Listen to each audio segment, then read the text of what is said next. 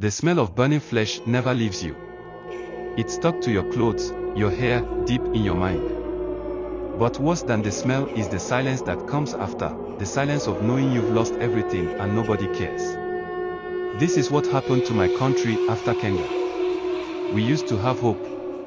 I still remember when Kenga, a slick-talking politician, first stepped onto the scene. His promises were too good, but people were tired of hunger, of crime, of struggling just to make it through the day. He promised security, jobs, an end to corruption, and people believed him. They believed because they had no other choice. But right from the beginning, there were whispers. My uncle, a journalist, told me about the bribes. Kenga had bought the judiciary, the police, even military generals. No one could stand up to him. Anyone who tried to fight back was either bribed, blackmailed, or just vanished. People like my uncle, they didn't last long. He tried to expose the truth, and one day, he was just gone.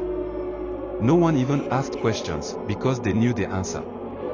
Once he had the presidency, Kenga used our country like his own private vault. He took loans from the World Bank, borrowed millions from other countries, and poured almost nothing back into the people.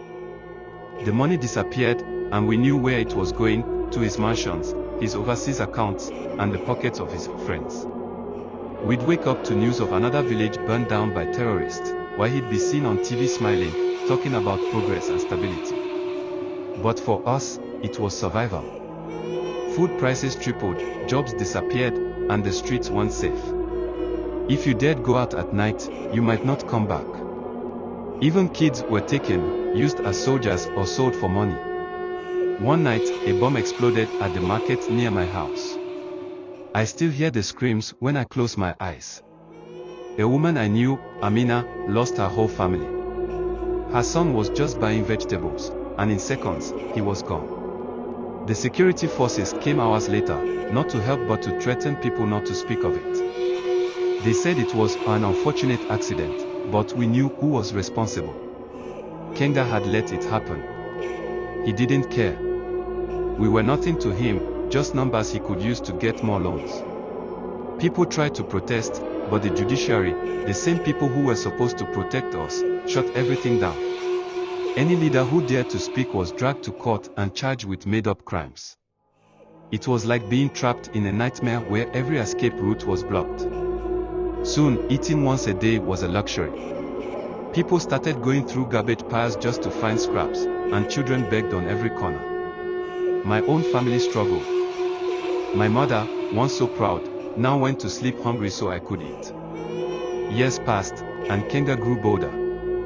He wasn't hiding anymore. He and his men drank and laughed while we starved. The courts, the police, the government, they were all in on it. And nobody, not even the world outside, seemed to care. We were on our own in this living hell he'd created.